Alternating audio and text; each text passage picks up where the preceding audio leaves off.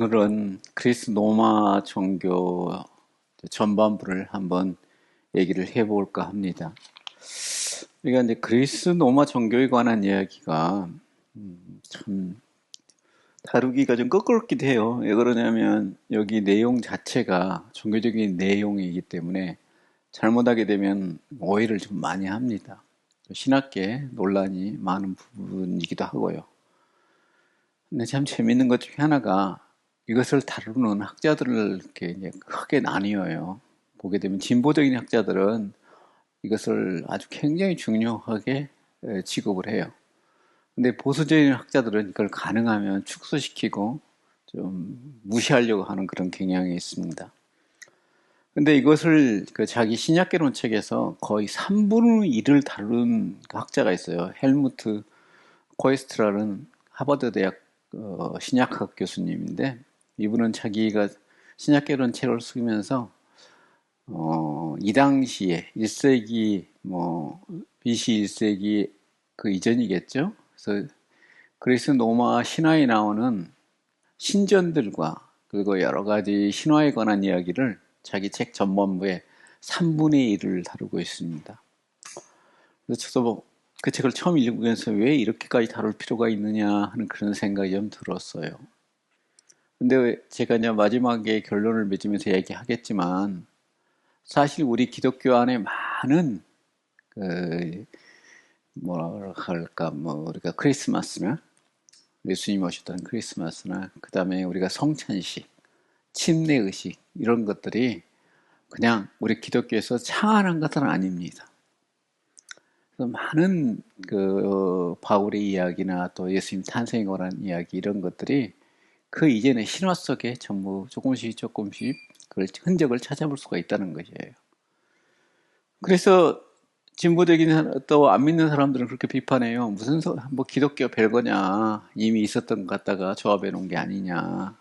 심지어는 바울의 많은 신학들도 그때 있었던 비슷한 시대의 세네카 같은 그런 철학자들의 내용을 갖다가 기독교적 옷만 입혀놓은 게 아니냐 하는 그런 주장도 있습니다. 그렇지만 우리는 하나님께서 보수적인 학자들은 어떻게 해석하냐면 이런 사건들을 이미 인간한테 보여줬다. 왜 그러냐? 예수님이 했던 사건을 딱 인간에 제시하게 되면 그 이전과 너무나 차이가 나게 되면 이해할 수 없다는 것이죠.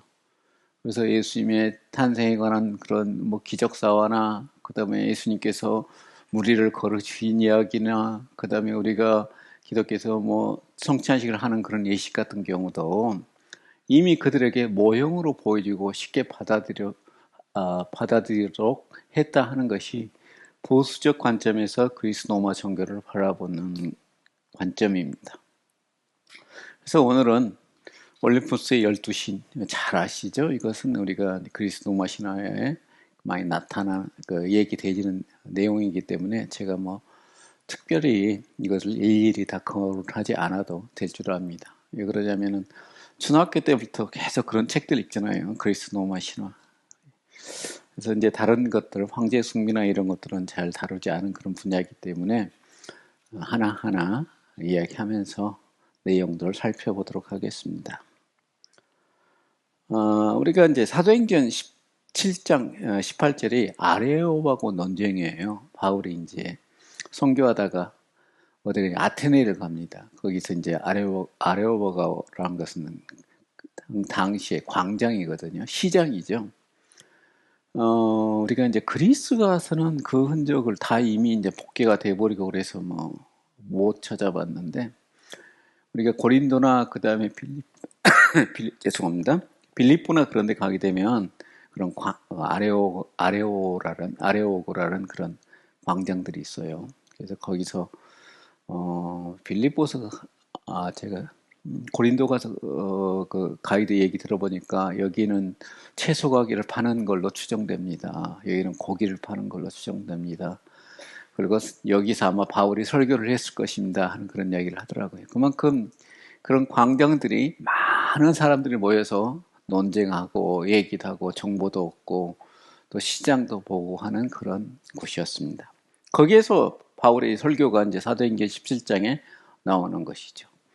거기서 바울이 그 이제 17장 18절 이하에 보게 되면 너희들이 굉장히 신에 대해서 많은 이해를 가지고 있구나 그러면서 이 17장이 우리한테 많은 그 얘기를 주는 것 중에 하나가 하나님이 우리 인간에게 어떻게 드러나느냐 하는 것입니다. 그래서 이제 조직신학에서는 특별 계시와 우리가 일반 계시를 나누는데 일반 계시가 여기서 많이 근거로 되는 성경 부분이 바로 사도행전 18장입니다.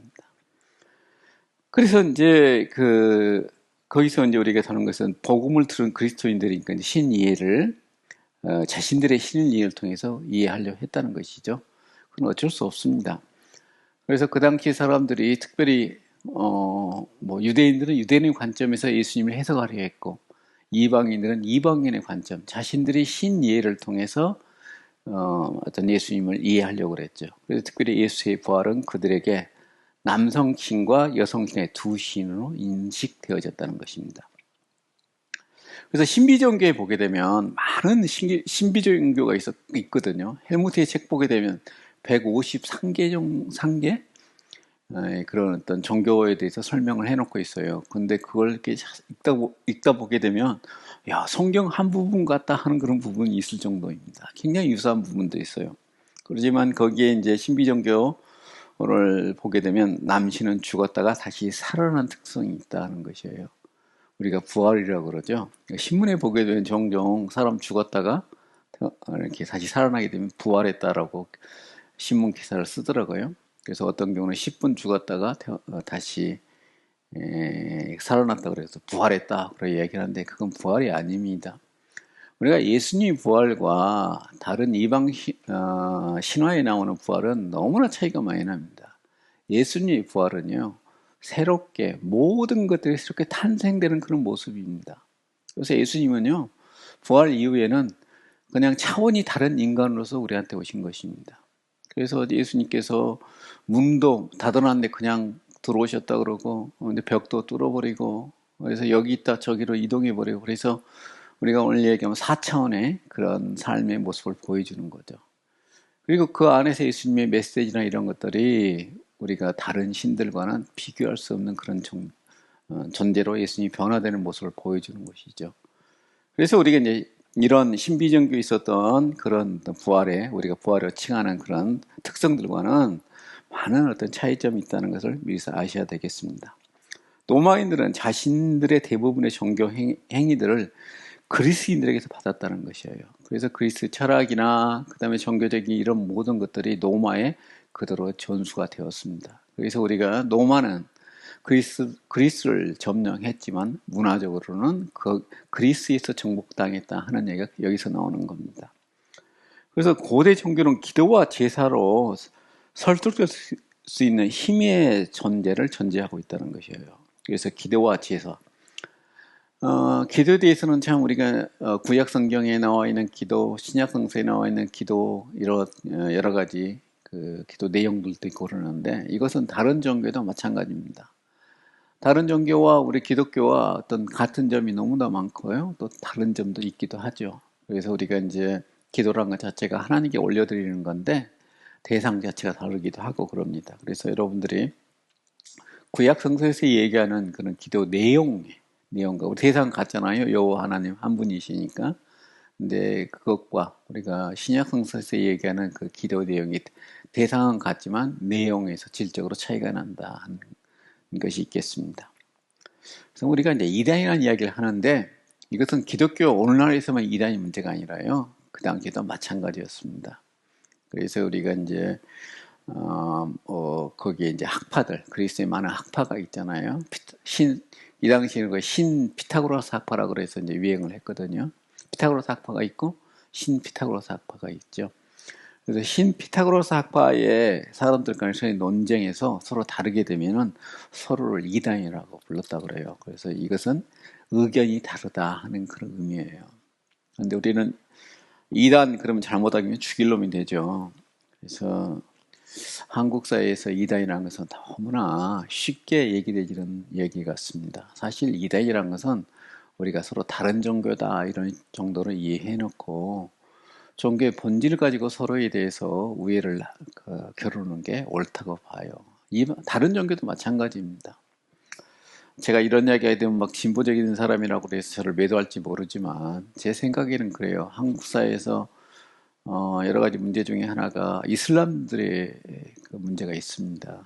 어쩔 수 없어요. 우리가 그러면 애 많이 낳아가지고 저기 뭐요 이슬람 쪽에서 사람 와서 우리 노동자 안 사오면 돼요. 그런데 애는 안 낳고 그냥 우리들은 그냥 그 뭐요 하찮은 일을 안 하고 싶고 노동을 안 하고 싶고 다 그래 즐기게 살면서 그 사람들은 와가지고 자신들의 종교가 있는데 한국 땅에 와서 자신의 종교를 너그 섬기지 마. 그리고 우리 모여가지고 예배 드리겠다는데 예배 못 드려. 거기다가 갖다 사람들 많이 모이게 되면 건물 지어야 되잖아요. 그런데 거기다가 뭐 못하게 하고 막 데모하고 그런다 그래서 우리 어찌 보게 되면 종교란 것은요 탄압하게 되면 더 그들이 뿌리 깊게 내리는 그런 경향이 있습니다. 우리 기독교도 그랬어요.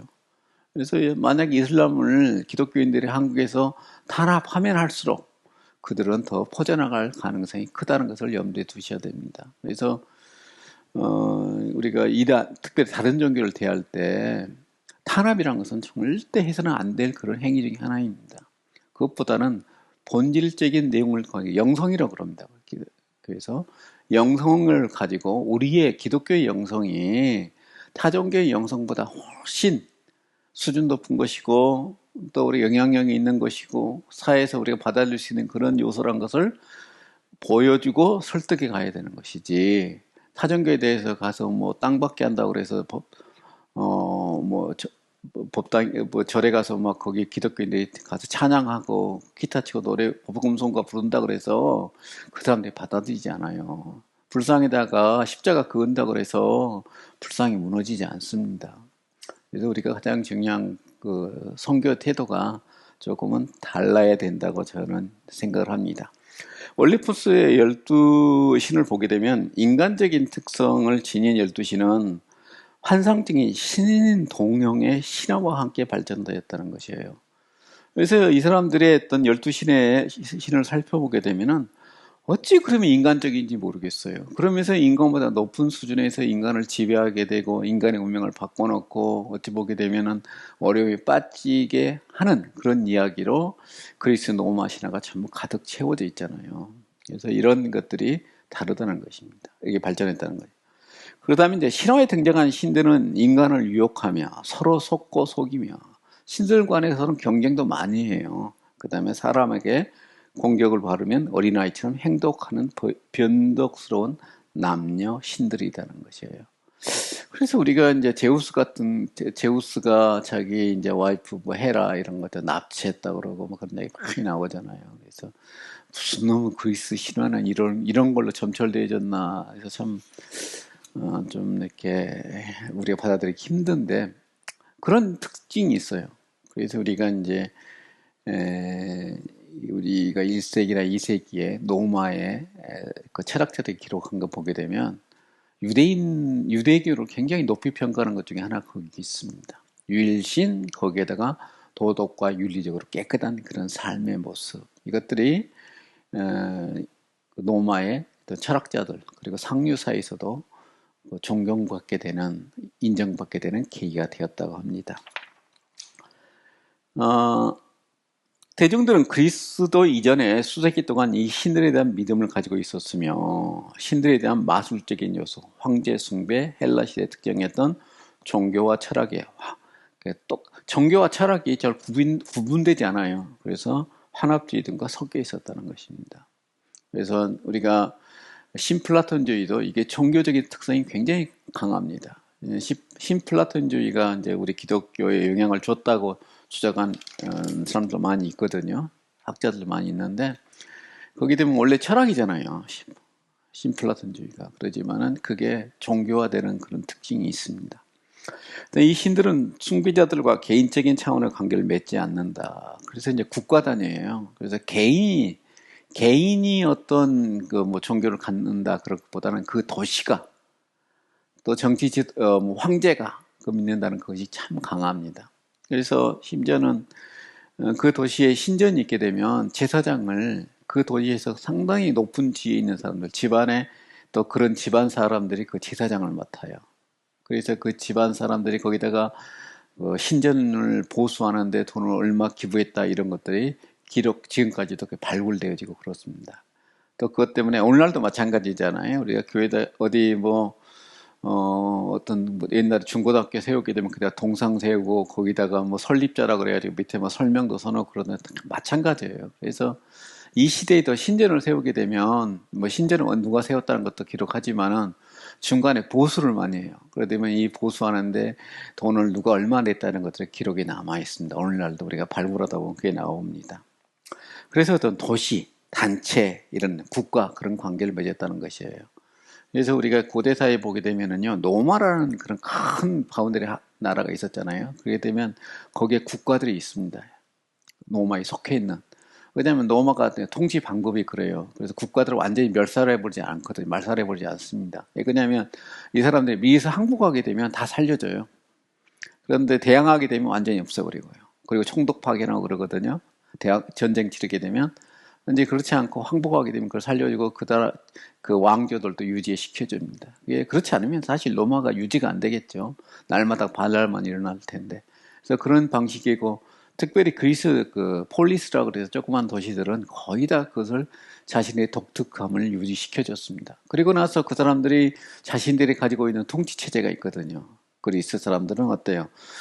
시민들이 모여가지고 자신들의 모든 것도 뽑고 그러잖아요. 이런 것들을 전부 다 용납해줬어요. 그러다 보니까 그 단체, 그 다음에 이제 단체라는 건 상인 단체가 참 강했습니다. 그래서 길드라는 것들이 이때 이미 존재했다고 그럽니다. 그래서 신들에게 제사를 지는 주체 자체가 국가였고, 그것도 그것이 당연한 의무였다는 것이에요. 그래서 우리가 이제 줄리어스 시저 같은 경우도 제사장이었습니다.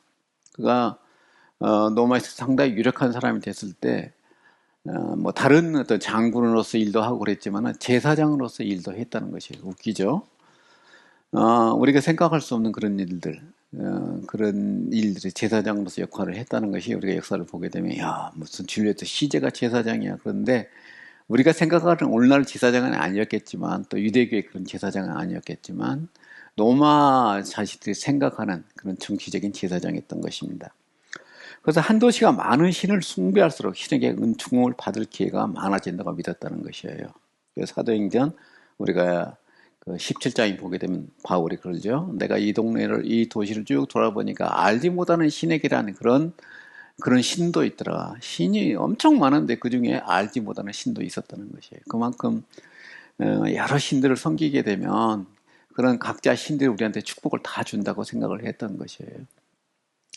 그래서 그리스도인들은 우상인 만신이라는 것은 우리가 만신전이라고 여러분들 혹시 로마에 가게 되면은 엄청나게 그거 잘 지었죠. 저는 그거 보고 놀랐어요. 야, 이런 것들이 로마 시대에 있었다니. 저는 이게 어떻게 이게 불가사의한 것들이 이게 지어졌는가. 그러니까 저는 다른 많은 것들이 로마 사람들 건축 자랑하는데 저는 그걸 보고 거기서 한참을 거기 앉아 있었던 그런 기억이 있습니다. 그래서 야, 참 대단하다. 어떻게 그 원형 하늘 향해서 뚫었고 이게 무엇을 의미하는가 가이드가 설명하고 그러더라고요. 근데 야, 정말 대단하더라고요. 근데 마침 그날 비가 왔는데 그 천장에서 빗방울이 떨어지더라고요. 그래서 아무튼 제가 거기 만신전 로마 사람들이 거기다 각종 신들을 모셨던 것입니다. 그래서 이제 황제 숭배를 거부하는 로마인들이 그래서 이제 그리스도인들이 그런 신들을 우상을 거부했잖아요. 그러다 보니까 로마인들은 시민의 의무를 거부한 걸로 받아들였다는 것이에요. 그것이 비애국적인 행동이었다는 것입니다. 그래서 기독교인들이 참 많은 탄압을 받았는데 그 원인이 어디에 있는가 많은 연구를 하다 보게 되면 이 문제, 시민으로서 의무다 하는 것이에요. 그 도시에 신전이 있으면 거기에 가서 사람들이 예배드리고 그 다음에 거기다 제물을 바치고 이런 행위 자체가 시민으로서 의무로 생각했던 것입니다. 우리가 구약 성서에 보게 되면 또 이렇게 참 말이 길어질까봐 좀 빨리 잘라야겠는데 과거 시대는요 한 나라가 한 나라를 정복하게 되면 다른 나라의 신이 이 신을 정복한 걸로 이해를 했습니다. 그만큼 자신들이 섬기는 신은 중요했던 것이에요. 그래서 우리가 그리스가 로마에 정복될 때도 그런 그 철학자들의 기록이 지금까지 남아 있습니다. 우리들 신이 로마의 신보다 더 약해서라는 표현이 있습니다. 그래서 병고침이나 물질적인 복은 신과 계약을 맺음으로써만 얻을 수 있는 것이었고, 구하는 것을 얻지 못할 때는 숭배하는 사람 자기가 드린 것이 신한테 드리는 것에 충분하지 못했거나 제사 의식 절차를 잘못 지킨 결과를 받아들였다는 것이에요. 그 다음에 신들은 중용을 지키지 못하여 넘어지거나 부족한 것을 참지 못했다고 합니다. 그래서 우리가 그리스 특별히 그 신화에 보게 되면 아주 영웅들이 어려움을 당한 경우가 참 많아요. 그래서 신들이 질투하기도 하지만 그런 중용이란 것들을 지키지 못했다고 그래서 영웅들이 어려움을 당하는 경우가 많죠. 그 다음에 신들은 개인적인 사후에 유쾌한 삶이 있을 것으로 그런 것이라는 소망을 주지 않았다는 것이에요. 그래서 죽음 후에 우리가 생각하는 천국 개념들이 부지 없습니다. 그래서 천국에서 어떤 삶일 것인가. 그래서 여러분들이 이제 한국 사회는 이제 불교가 엄청나게 이제 숫자가 더 많고 그러지만 불교에서도 그러잖아요. 내 친구가 절 주지였어요. 근데 그 친구하고 얘기를 참 많이 나눴는데 그 친구가 그러더라고요. 야, 너도 불교에서 얘기하는 그런 극락에 가게 되면 어떻게 사냐 그랬더니 거기 가게 되면 두 개로 나뉘는데 지옥도 18개로 나눴대요. 지옥 자체가. 그 다음에 극락도 18 순위가 있다고 그러더라고요. 1극락부터 18극락까지. 그래서 그게 불경이 나오냐 그랬더니 자기도 잘 모르겠대요. 자기는 참 그렇게 믿고 있는데, 그래서 불교란 것 자체가 사람이 사후에 가서 바닥부터 시작해서 올라가든지 아니면 우리가 이 땅에서 많은 선행을 하게 되면 몇 번째 극락에 들어가서 위의 극락으로 올라간다고 그러더라고요. 아, 그러면 계속 그 극락이 또 살겠네 그랬더니, 그래서 거기서 우리가 죄를 많이 짓게 되면 동물로도 태어난다는 그런 논리가 나온다 그럽니다. 우리는 그렇지 않잖아요. 우리 성경에서 여러분들 하나님의 천국을 나누었던가요?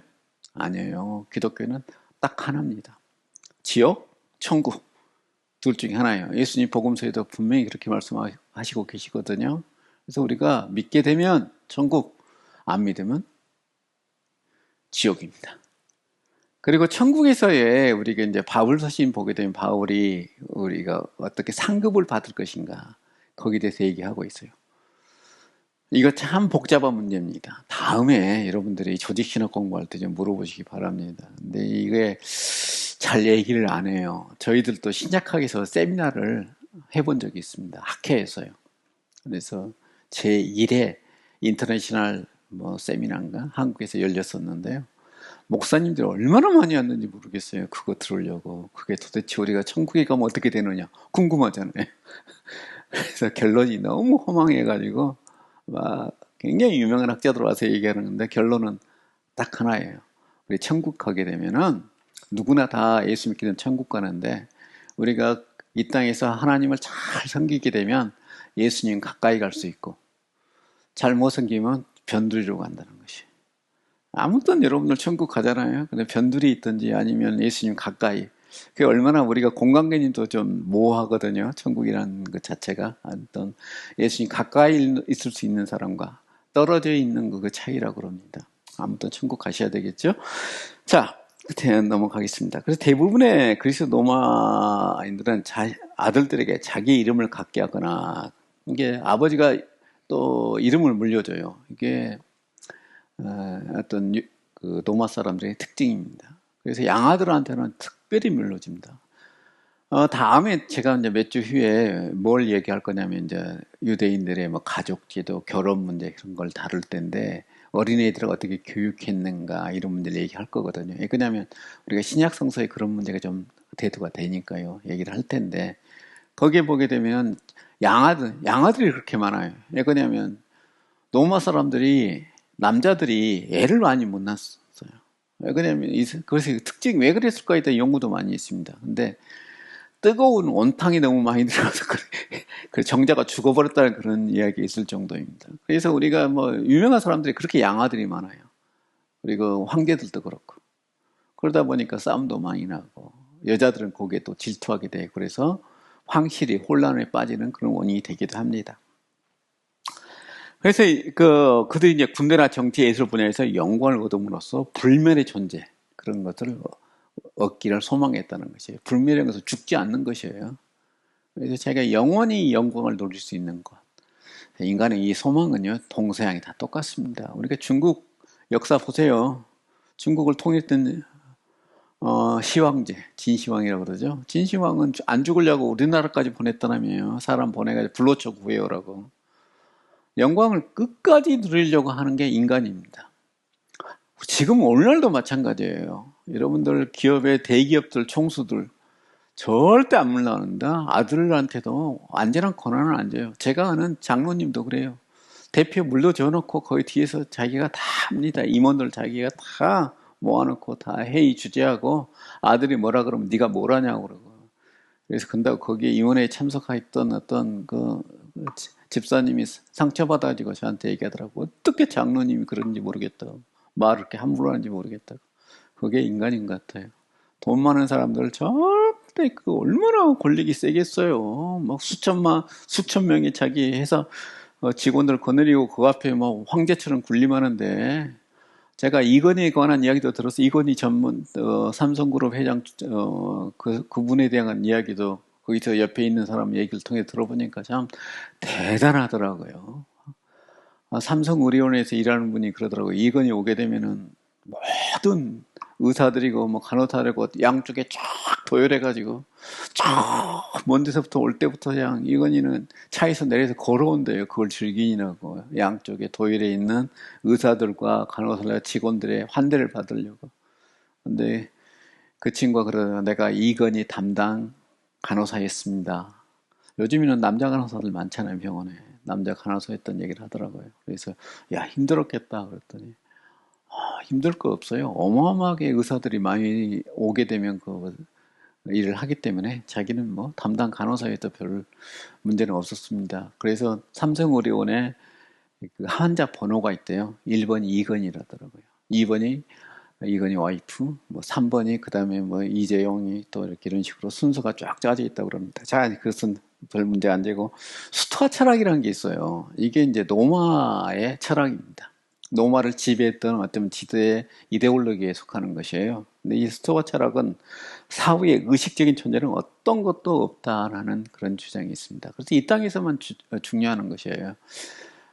내가 스토아 철학을 그 전에 한번 소개하려고 그랬는데 그냥 지나가서 참 미안한데 스토아 철학이라는 것은 중용을 중요시 여겨요. 그래서 우리가 이 땅에서 중용, 이 우주에 또 법칙이 있는데 그 중용의 법칙을 찾아서 지키게 되면 우리는 이 땅에서 아무런 해도 당하지 않고 우리가 이 땅에서 아주 행복을 누릴 수 있다 하는 것이 스토아 철학의 인간에 관한 이해입니다. 그런데 이것이 우리 기독교는 잘 맞지 않아요. 그래서 플리니우스는 우리가 전번에 얘기했죠. 플리니우스 이 생을 사는 동안 명성을 얻는 것을 제외하고는 불명이란 존재하지 않는다 생각했습니다. 이게 사실 로마 시대만 그런 게 아니라 오늘날도 마찬가지입니다. 저는 뭐 목사로서 뭐 단임 목사를 안 해봤으니까 부목사나 하고 협동 목사하고 그랬는데요.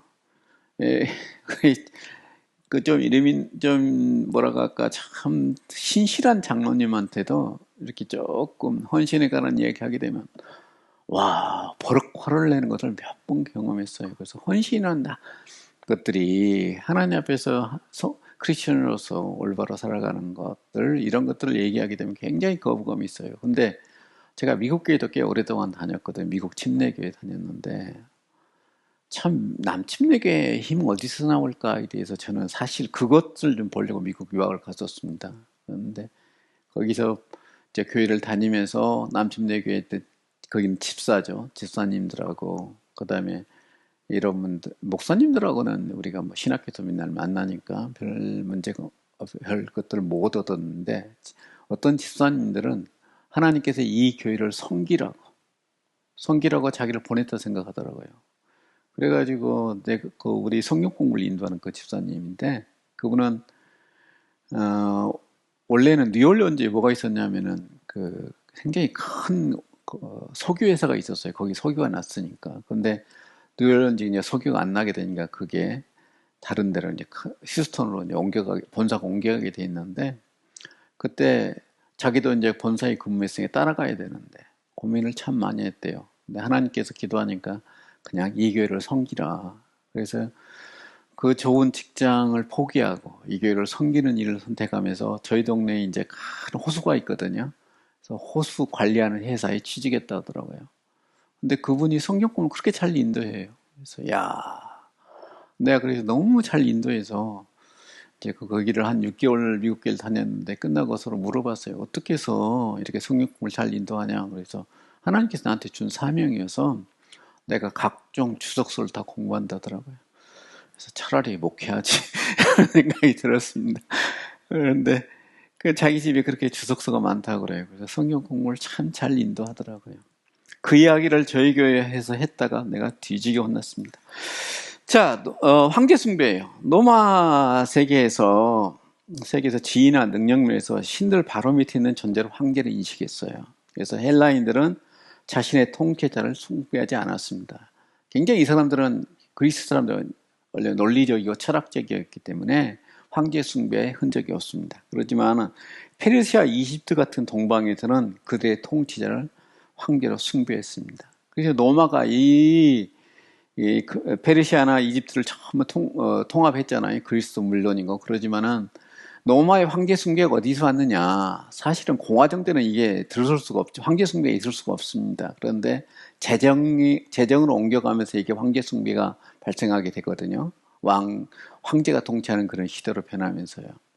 그래서 그게 아마 이집트나 이쪽에서 왔을 것이다. 동방에서 왔을 것이다. 라고 추정을 합니다. 그래서 알렉산더라는 사람 있잖아요. 마케도니아의 왕이었죠. 이 사람이 그리고 여러분들 영화도 봤겠지만 얼마나 많은 땅을 점령해요. 인도까지 갔다며요. 근데 제가 신학교 공부할 때는 인도에 갔다는 이야기가 뭐 실제적이지 않다 그런 주장이 있었거든요. 근데 영화 보니까 완전히 인도 가서 코끼리 부대 가지고 싸우는 그런 장면이 나오더라고요. 그래서 갔나? 근데 요즘에 나온 또 책에서는 그 인더스강 근처까지 갔었다 하는 주장이 강하게 나옵니다. 그러지만 이제 학자들은 잘 안 믿어요. 그게 뭐냐면은 고고학적인 증거가 나오기 전에는 안 믿으려고 그럽니다. 그래서 인도에서 알렉산더에 그 신화 같은 건 있어요. 그래서 제가 인도에서 온 유학생한테 물어봤어요. 박사를 공부하니까 알렉산더가 인도스까지 다 점령했다는 그런 영화에 나오던데 그렇게 믿냐 그랬더니 자기들도 그런 설이 있대요. 인도의 역사에도 그런 설이 있다고 그럽니다. 아무튼 그래서 그런 설들이 오늘날은 이제 보편적으로 받아들여진 것 같습니다. 그래서 그 알렉산더 같은 경우도 사실 마케도니아가 그리스의 위쪽에 있는 나라거든요. 그래서 이쪽에 마케도니아는 왕조였어요. 그리고 그 밑에 그리스는 폴리스 중심이었고. 근데 이제 마케도니아가 사실은 그리스의 맨 피박받는 그런 나라였는데, 그 아테네나 스파르타에 피박받는 나라였는데, 이게 이제 알렉산더에 와가지고 완전히 그리스를 다 점령해버린 것이죠. 그리고 이제 세계적으로 전부 왕국을 형성했는데, 그리고 나서 도시국가들이 다스리는 권세를 주장할 수 있었고, 결국에는 신인 동시에 어떤 인간으로 취급받았던 것입니다. 그 다음에 우리가 이제 우리가 시저예요. 케사르가 이제 시저입니다. 우리 시저로 더 많이 알려져 있죠. 이 사람도 같은 경우도 죽고 난 후에, 이게 우리가 스웨투니우스라는 그 로마 역사가의 책 보게 되면 첫 번째 나온 것이 이 줄리어스 시저입니다. 케사르가 나와요. 12황제에 대해서 얘기되는데 이 사람은 자기가 황제가 된 적도 없거든요. 황제 되려다가 암살당했어요. 그랬는데도 불구하고 로마 사람들은 이 사람을 황제로 취급했던 것입니다. 그리고 나서 이제 옥타비아누스가 자기 양아들이잖아요. 이 사람도 자기가 황제가 안 됐죠. 황제란 칭호는 안 하고 이제 아구스티누스라는 그런 존귀한 자, 이대한 자 이 정도의 의미를 가지고 있는 칭호를 받게 됐는데도 불구하고 전부 우리 역사가들은 그냥 황제로 취급합니다. 황제의 권위를 누렸기 때문에. 근데 시절은 그런 적이 전혀 없었어요. 그러함에도 불구하고 죽고 난 다음에 언론에서는 그를 신으로 정식으로 선포를 했어요. 이게 로마에서는 황제가 죽고 나면 언론이 모여서 신으로서 선포를 해줍니다. 그게 관례예요. 그래서 그에게 경의를 표하는 신전을 건립했다는 것이에요. 그래서 아우구스투스 경우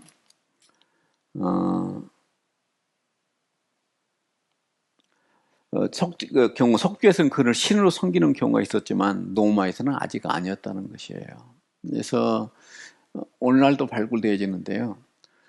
과거 신전에 우리가 동상들이 참 많이 있어요. 근데 그 신전의 동상들을 여러분들이 이제 그리스, 그 다음에 터키, 로마에 가게 되면 신전들을 가보게 되면 목이 잘린 신상들이 되게 많아요. 또 이사 갈 때 목만 가지고 간답니다. 목만 잘라가. 희한하더라고요. 그래서 무슨 이렇게 목이 잘린 신상이 많냐 그랬더니 그 가이드가 얘기하더라고요. 옮겨갈 때 이걸 다 못 가지고 가니까 목만 잘라간대요.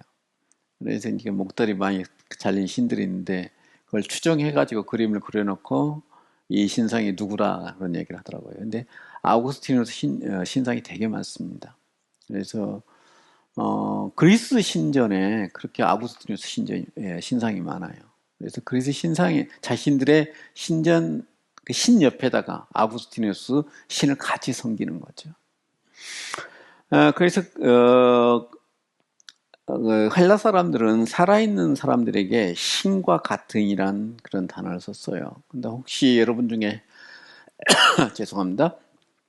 헬라어를 공부하는 사람들이 있을 테니까 우리가 헬라어 단어 가운데 신이란 단어가 기독교에서 쓰는 그러니까 이제 그리스 사람들이 쓰는 단어가 두 개가 있습니다.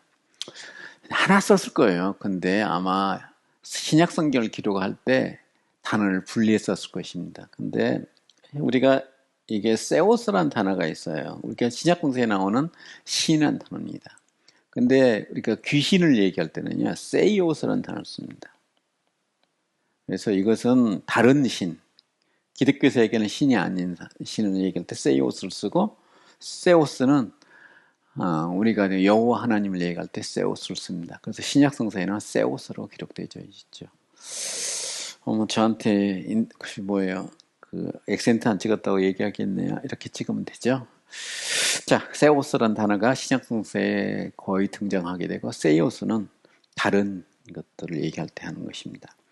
그다음에 카리쿨라라는 어떤 미친 황제예요. 유대 황제 가운데서 가장 미친 행동을 많이 했던 사람이 이 카리쿨라입니다. 카리쿨라는요, 자기가 탑을 높이 세워놓고 거기에 올라가서 달을 향해서 그렇게 부르짖습니다. 야, 다른 사람들은 나를 다 숭배하는데 달을 너는 왜 나를 숭배하지 않냐라고 하는 기록이 남아있어요. 그래서 이게 미친 사람 중에 하나다 얘기를 하죠. 그래서 굉장히 문제가 많았고 유대 신전에다가 자기 신상을 세우라고 얘기했을 정도로 미친 행동을 많이 했어요. 그래서 자기 자신을 주와 신이라고 불렀던 것이에요. 그래서 이제 우리 신학에서는 그 주라는 것을 큐리오스라고 부르는데 이것은 굉장히 다른 의미를 가지고 있어요. 이제 그 로마 사람들이 생각하는 큐리오스의 개념, 그리스나 로마 사람들이 생각하고 다른 사람들이 생각하는 큐리오스라는 개념하고 기독교인들이 생각하는 큐리오스라는 개념 자체도 좀 차이가 많이 납니다. 그래서 여러분들 그 주란 단어를 이렇게 써요. 큐리오스라고 쓰는데 이 단어가 가지고 있는 의미가 우리 기독교는 독특하게 씁니다. 그래서 여러분들이 신약 성서를 읽어보게 되면은 주 안에서란 표현을 많이 써요. 특별히 바울 신학의 그 신학의 특징 중에 하나입니다. 그래서 카리큘러가 자기를 주와 신이라고 불렀다는 것은 나를 숭배하라는 그런 의미를 더 강조한 표현입니다. 황제 숭배는 기독교가 처음으로 급속도로 성장을 경험한 소아시에서 강하게 일어났다는 것이에요. 다음에 여러분들이 이제 우리 연구소가 교회사를 강의를 잘 못하고 있는데, 초대교회사를 보게 되면, 사실은 지금, 우리가 이슬람의 그 지역이 아주 기독교가 강한 지역이었습니다.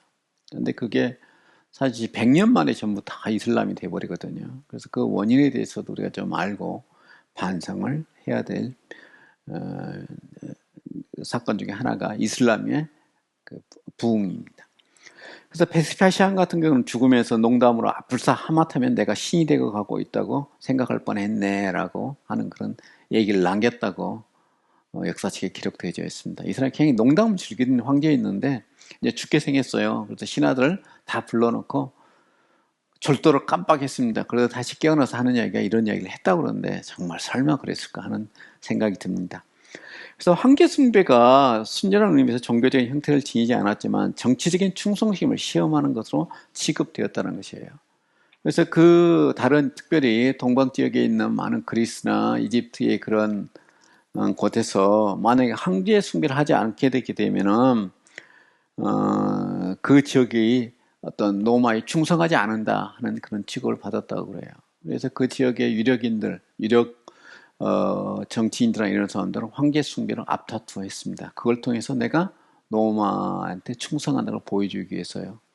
그래서 그 제사장 같은 경우는 굉장히 그 지역의 유력인들이 대를 물려가면서 대사장을 했다는 기록이 많습니다. 이적 마술 성인에 관한 건데요. 타키투스와 스웨트니우스 같은 역사가들도 초자연적인 일이 발생했던 것을 많이 기록하고 있어요. 그래서 그 초자연적인 하늘이 도시 전체가 대낮에 깜깜해져 버린다든가 해를 가리고 이런 것들에 대해서는 아주 큰 어려움이 당한다든지 하는 그런 징표로 바라봤던 것입니다. 그래서 이교 역사가들의 기록에 보게 되면 복음서의 이적기서와 유사한 내용이 많이 있다는 것이에요. 그래서 예수님이 무리에 걷죠. 그래서 우리는 이제 복음서에만 나온다 생각하는데 저는 이 사람들의 뭐 1세기에 있는 여러 그 이방의 특별히 그 로마의 또 그리스의 현인들에 관한 기사를 읽다 보게 되면 어쩌면 복음서의 내용과 이렇게 유사하냐 하는 생각이 들 정도였습니다. 그래서 고대 사회는 선한 영과 악한 영이 도처에 있다고 믿었고 사람들의 이적이 얼마든지 일어날 수 있다고 믿었다는 것이에요. 그래서 오늘날은 그게 안 믿죠. 그래서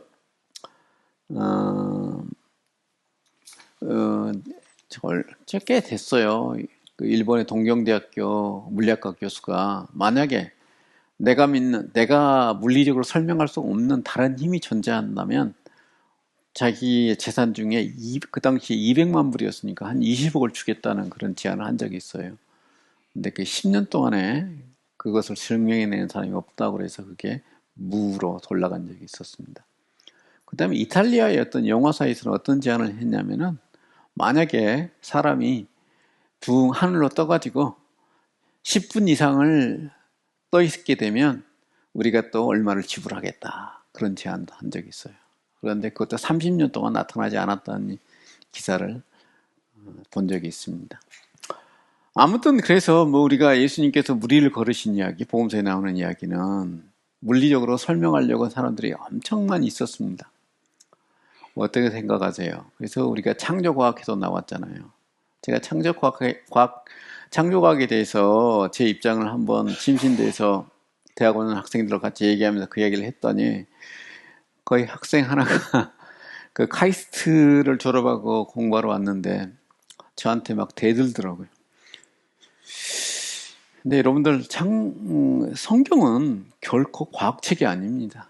신학책입니다. 신학책.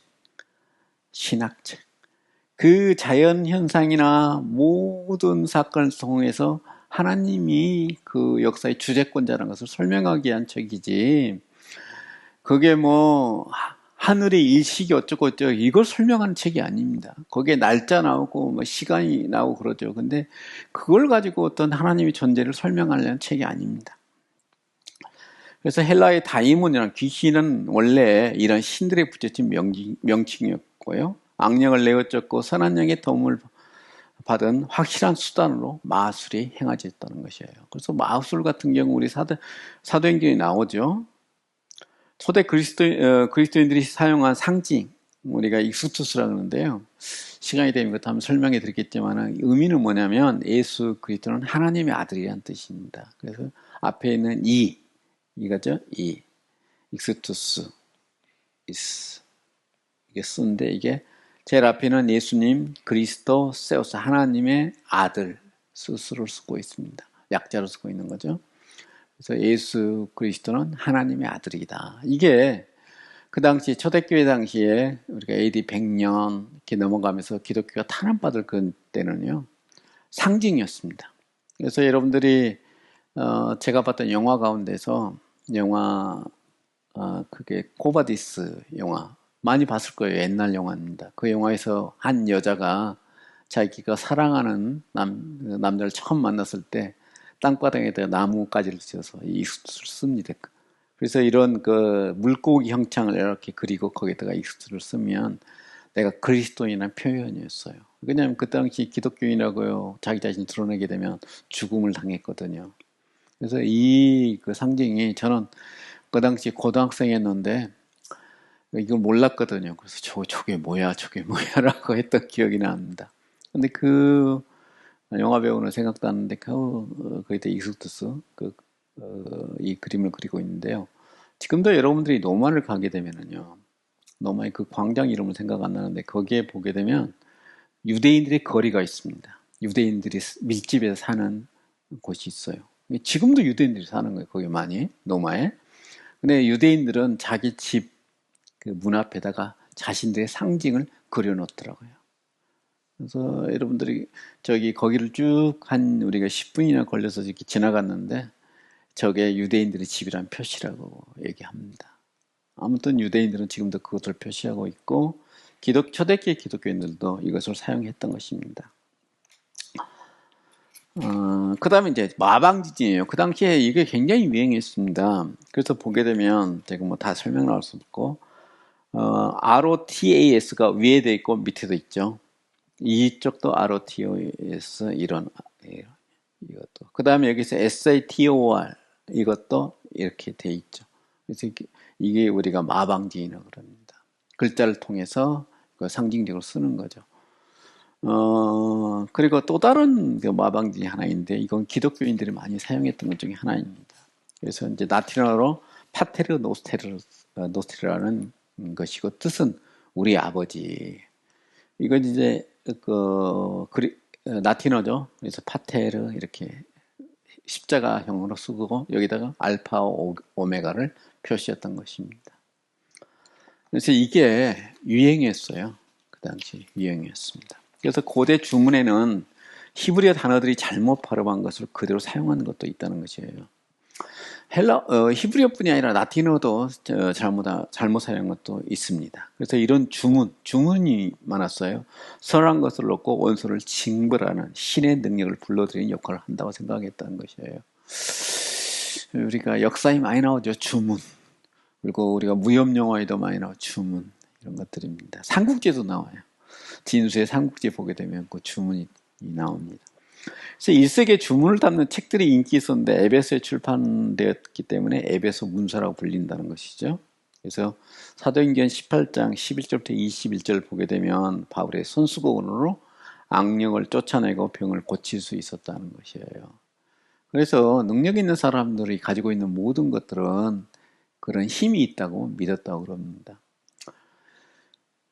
인간이 그런 속성이 지금도 있습니다. 그래서 참 유명한 큰 교회 목사님들 참 내가 어떤 권사님이 그 이야기를 해서 내가 기가 막혀가지고 우리나라 신앙이 완전히 이 미신이 되어버렸구나. 그래서 그분이 그런 이야기를 해요. 담임 목사가 앉은 자리, 그 자리에는 특별한 자리에서 무슨 특별한 자리에 얼어 죽을 놈에. 그래서 그 자리에는 뭐라더라 표현을 해서 내가 얼마나 화가 나든지 담임 목사를 미워할 수도 없고 아무튼 그런 것들이 있습니다. 그런데 기독교는요 그걸 철저히 부인합니다. 하나님 외에는 하나님과 예수님 외에는요 아예 우리가 성부 성자 성령에 그리고 믿는 사람만을요 하기오스라는 단어를 씁니다. 헬라어로 하기오스죠. 이 단어를 써요.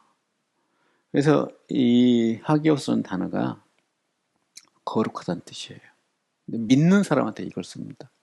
왜 예수 믿는 여러분들을 하기오스라는 단어를 써서 표현했겠어요? 복수를 쓴 경우가 많죠. 하기오스라는 단어를. 그래서 노마에 사는 성도 그렇게 얘기해요. 내가 이런 이야기하게 되면 이 교회에서 저한테 담임 목사님 저한테 항의할지도 모르지만 결코 건물 가지고 하기오스를 쓴 적이 없습니다. 예루살렘 성전만 썼어요. 무너지기 전에. 무너지기 전에 예루살렘 성전이라는 단어를 썼고 그 다음에 교회 이름에다 하기오스를 쓴 적 없고요. 다음에 후대에 와서 쓰여집니다. 가톨릭에서 그걸 붙인 거예요. 그래서 여러분들이 우리가 드리는 이 예배 장소 교회 건축하면서 맨날 목사님들이 뭐 성전 하는데 그냥 예배당입니다. 예배당, 예배 드리는 곳입니다. 그래서 이런 것들을 우리가 그것을 주의해야 되고요. 필로스트루스라는 사람이 있어요. 그래서 귀신 들린 남자아이와 다양한 지체장애인, 맹인, 중풍증을 고쳤고 맹인 곤조로 가져간 귀신을 감자가 자기에게 돌을 던지는 에베소 사람들을 설득함으로 재앙이 내리는 것을 멈추게 했다는 것이에요. 그래서 만약에 이렇게 힘 있는 사람, 그 다음에 뭐 신적으로 능력 있는 사람들한테 핍박하게 되면 하나님 뭐 신으로부터 저주받는다는 그런 사상이 있었던 것입니다. 우리도 지금도 그런 게 좀 남아있죠. 죽은 여자들이 살리기도 하였고 이교 교주로 섬김을 받았습니다. 악령의 눈을 믿어 그것을 피하기에 남자의 성게처럼 생긴 부적을 지니고 있다. 부적 있죠? 오늘날도 그 부적 우리 뭐 전번 대통령 선거 때 손에다가 왕자 새기고 나왔던 것들도 있잖아요. 그래서 제가 뭐 비난을 하자는 게 아니라 이게 역사가 우리 2000년도 더 됐다는 것입니다. 그래서 뭐 서양, 동서양을 다 막론하고 이런 부적의 힘을 믿는 게 되게 많습니다. 어떤 기업이 아주 한국에서 유명한 기업 회장님은 항상 여름에도 긴판을 입고 다닌다 그래요. 왜 그러냐? 이 손목에다가 어떤 아주 유명한 스님이 만들어준 부적이 있다 그래요. 그래서 그걸 여기서 하고 다니면 사람들이 자기를 흉볼까봐 긴팔을 한여름에도 입고 다닌다고 얘기를 하더라고요. 아무튼 모르겠습니다. 그래서 그걸로 뭐 유한이 된다 그러면 제가 그것까지 뭐라 할 수 없겠지만 기독교인들이 그렇게 하는 것은 저는 용납할 수가 없습니다. 그 다음에 신탁, 점성술, 꿈에 관한 얘기예요. 고대 그리스의 중요한 결정을 해야 하거나 미묘한 문제를 직면한 사람들은 일반적으로 신탁을 받으러 갔습니다. 그래서 이게 그리스의 그리스 로마 신화에 엄청나게 많이 나오는 이야기예요. 신탁. 심지어는 우리가 소크라테스 같은 경우도 신탁을 얻게 되죠. 그래서 그걸 통해서 자기 자신이 어떤 신으로부터 어떤 계시를 받았다는 기록이 플라톤에서 기록되어졌죠. 그래서 델포와 아폴로 신전에는 피테라는 여인이 있었는데 이것도 제가 설명할 수 있는데 시간이 그렇게 많지 않아서 그냥 넘어가겠습니다. 여인이에요. 근데 특징이 몸이 마르고 키가 적고 하는 그런 여인이었다고 그래요. 그래서 그 사람들이 어딜 들어가냐면은 항아리 속에 들어가서 거기서 여러분들 그리스 가게 되면은 그 올게스 나무가 많죠. 여러분들 가시게 되면 정말 흔한 것이 올게스예요. 그래서 나무 잎을 씹게 되면은 마약에 취한다 그래요. 그런 그 마약에 취한 상태에서 애언을 하는 것입니다. 그러면 신적인 이야기라고 들었던 것이에요. 근데 그 이야기가 오늘날까지 이렇게 다 기록이 남았는데 그걸 보게 되면은 해석을 해야 돼요. 그냥 거기서 있으면서 동남풍이 분다 그러게 되면 그걸 받는 사람이 동남풍과 자기 자신과 연관해서 해석을 해서 결론을 내려야 되는 것입니다. 그래서 저는 그런 것들만 개떡이다 하는 생각이 들어요.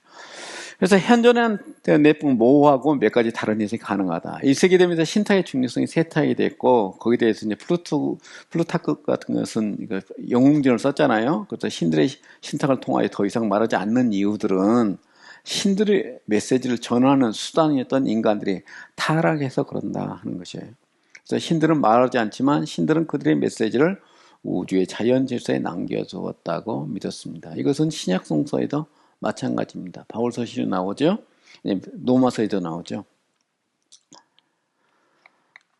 그 다음에 그래서 1세기 되면서 특별히 그 신탁이 중요성이 쇠퇴하게 돼요. 그 이유를 종교학자들이 많이 연구해놓고 또 역사학자들이 설명한 것도 있는데, 결국에는 그 신의 틀을 찾기엔 점성술이 쇠퇴하게 된 이유에 대해서 그런 이야기를 해요.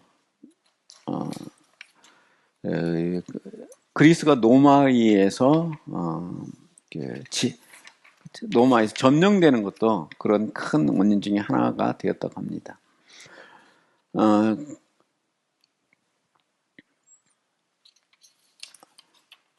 그래서 이제 1세기 사람들이 가장 많은 관심을 갖는 것은 꿈과 전조에 대한 해석이었고, 구약 성경에서는 하나님의 꿈으로 여러 사람들에게 나타났다는 것이에요. 그래서 요셉이나 다니엘의 꿈 해석, 요셉이나 그 다음에 다니엘은 꿈 해석가였습니다. 그래서 고대 시대에는 이 사람들이 사회적으로 굉장히 높은 지위를 누리게 됐어요. 그래서 우리 요즘에 지금 한국 사회를 떠들썩하게 하는 그 사건 자체가 꿈 해석이잖아요. 그래서 저기 경상도에 사는 어떤 분이 우리 영부인의 꿈을 해석을 잘해줘가지고 엄청나게 그 당시에는 한때 대단했던 사람을 취급받았다고 그럽니다. 그래서 죄송합니다. 정치적인 이야기 아니에요. 그냥 하도 요새 신문에 많이 나오고 뉴스에 나오니까 저는 가만히 있어도 그 이야기를 듣게 돼요. 안 듣고 싶은데. 마태복음 1장 20절에 2장 12절에 요셉은 꿈에 마리아 아내로 마다라는 지시를 받죠. 그래서 그때 이집트를 피하라는 그런 지시도 그 다음에 받게 됩니다. 그래서 이런 경고는 심각하게 받아들여졌고, 이런 상황이 발생하면 개인의 계획을 수정해야만 했다는 것이에요. 그래서 사도행전 16장 9절에 바울은 유럽 선교를 떠난 것은 환상을 본 결과이다. 저는 애지몽이나 이런 것들이 없다고 이야기하지는 않습니다. 저도 그런 것을 경험한 적이 있어요. 너무 힘들 때 그런 애지몽을 통해서 나에게 그런 위로가 되었던 적도 있습니다. 그리고 큰 사건이 내 그 인생에 있어서 제 행로를 바꾼 적도 있습니다. 제가 이제 기회 있으면 그런 얘기 할 텐데, 제가 제 와이프하고 결혼할 때 그런 것을 경험한 적이 있습니다. 아니, 우리 와이프를 만나는 그 사건이 아니라 그 앞에 결혼하려고 했던 제 후배가 있었는데, 저도 지금도 그때 생각하면 이상해요. 그래서 그 자매한테 너무 미안해요. 그래서 그게 제 마음에 늘 부담으로 남아있는 것 중에 하나입니다. 정령숭배입니다. 정령숭배는 시골 사람들 사이에 일반적으로 예배 형식으로 있었다는 거죠. 정령이라는 것은요, 모든 사물 속에 영이 있다는 그런 주장입니다. 그래서 숭배 대상은 나무나 동물, 강이나 경계에서 그 다음에 자연, 물체, 신성에 관한다는 생각이에요. 제가 이것을 한국 사회에 참 무당들이 많이 이용하는 것 같아요. 제가 목포에 있는 유달산을 올라간 적이 있었어요. 걸어서 올라간 적이 있습니다. 계단으로 해서 올라갔는데 조금만 돌이 서 있으면 거기에 모든 신상이 그려져 있더라고요. 그래서 마지막까지 올라갔습니다. 참 인내 2시간 넘게 걸어서 올라갔는데, 꼭대기에 올라가니까 큰 석에다가 귀신 같은 것을 크게 그려놓고 거기서 무당들이 구슬하고 있더라고요. 야, 그래서 대단하다.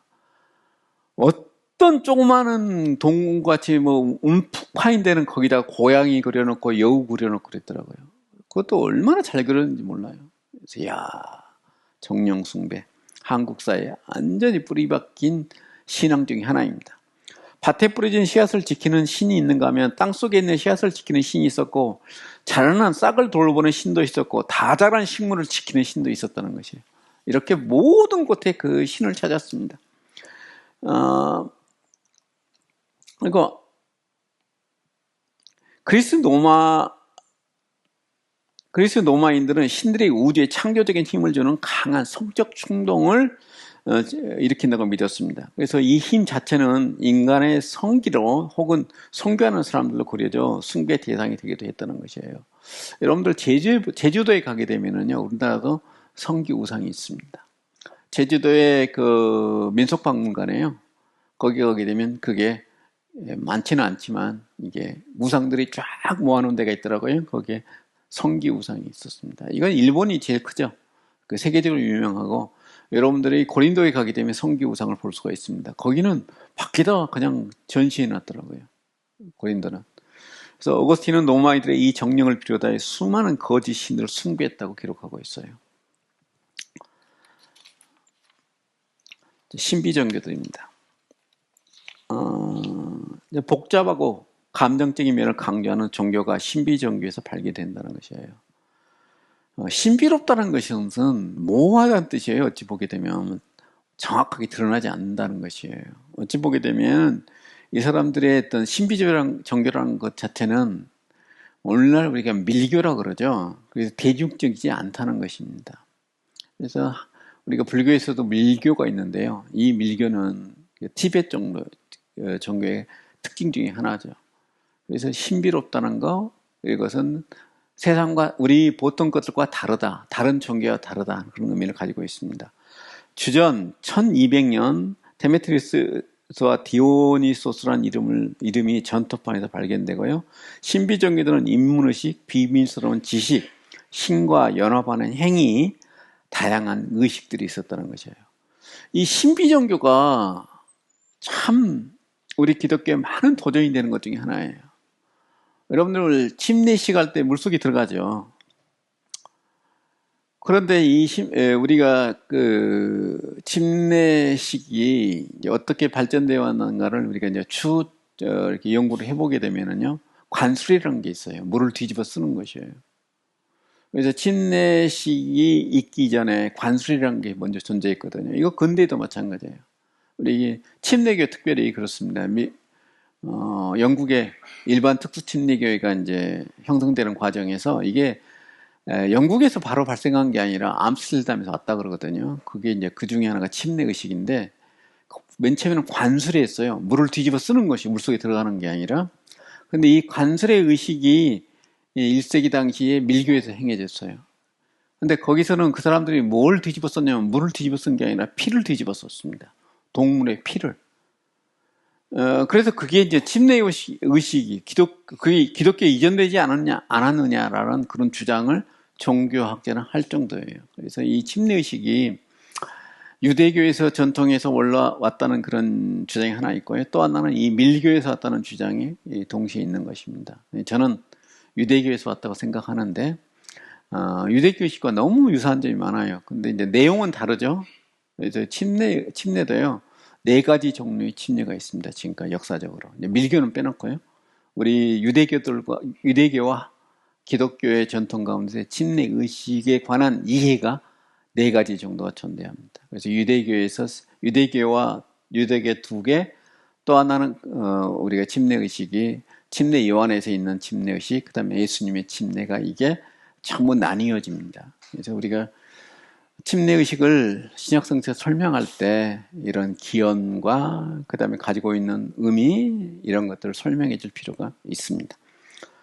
그 다음에 이 집단에 속한 회원들은 국가종교에서 경험하지 못한 회원들 간에 일단 친교를 맛을 누렸다는 건 이제 굉장히 결속력이 강했던 것입니다. 거기에서 신비한 침들을 많이 했던 것이에요.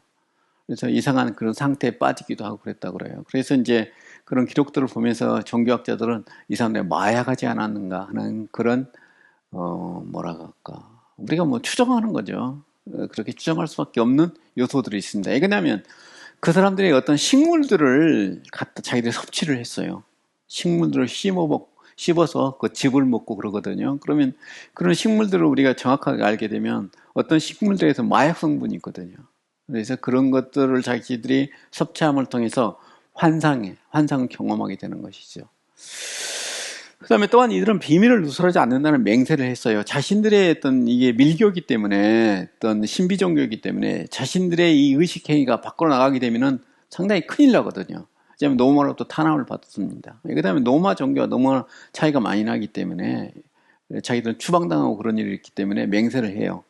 근데 만약에 그 맹세를 깨트리게 되면 반드시 보복을 받았다고 그럽니다. 이상하죠? 꼭 마피아 같죠? 어떤 그런 집단의식이 강했던 게 이 신비 종교였습니다. 자, 이제 마지막입니다. 고생 많이 하셨죠? 제 재미없는 강의 들으시느라고. 엘레우시인들의 신비 종교입니다. 그래서 죽음과 중생 또는 지하세계에 내려간과 거기서 살아남음의 순환의 연결고리가 되어 있다는 것이에요. 이게 이제 우리가 그리스 로마 신화에서 항상 나오는 것 중에 하나가 바로 엘레우시들의 신비 종교입니다. 이게 그리스 로마 신화 얘기하게 되면 제일 먼저 소개되는 게 이거예요. 그래서 지하세계, 내려간과 거기서 살아나옴. 심지어는 거기서 이제 지하세계 가게 되면은 지하세계에서 배를 탄다고 그래요. 우리가 요단강 건넌다고 그러죠. 강을 건너기 위해서는 배를 타는데 뱃삭이 필요하다 그럽니다. 그래서 그 당시에 돈 액수가 있어요. 그 돈을 죽은 사람한테 항상 입에다 물려줍니다. 그런 의식이 있을 정도예요. 그래서 해마다 땅에 씨앗을 뿌리면 그 씨는 다시 나온다. 중생과 부활을 상징하고 이것은 농경사에서 친숙한 것 중에 하나였습니다. 우리가 구약 성경에 있어서 구약에 이제 우리가 그 바벨론 포로 이전에 유대인들이 항상 우상 숭배하고 먼데 갔잖아요. 그런데 그런 우상 숭배를 왜 했을까에 대해서 구약 학자들이 그런 이야기를 해요. 농경사회, 농경 문화와 깊숙한 관계가 있다 하는 그런 주장을 합니다. 그래서 어쩔 수 없이 우리가 1세기 당시에 예수님의 이야기 가운데 씨 뿌리는 비유 같은 거 있잖아요.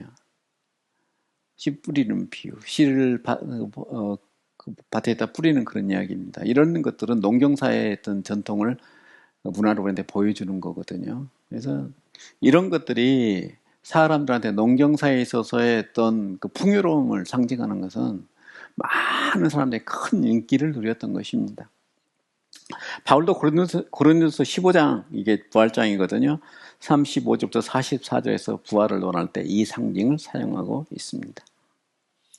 그래서 데메트리는 지하세계에 대한 승리와 연결되어 있고, 데메트리의 딸이 지하세계 왕에게 납치되어 제우스는 그의 딸에게 원년에 몇 달은 그의 어머니와 살게 한다는 그런 이야기가 있죠. 그래서 이 신비 종교의 인민의식을 세 가지로 나눌 수 있는데, 인문의식은 목욕하는 것으로 시작되어진다. 침례하고 비슷하죠. 그 다음에 공적인 마지막에는 공적인 절차에 참여로 끝나는 것이에요. 이게 우리가 침례의식 속에 전부 들어있는 내용 중에 하나입니다.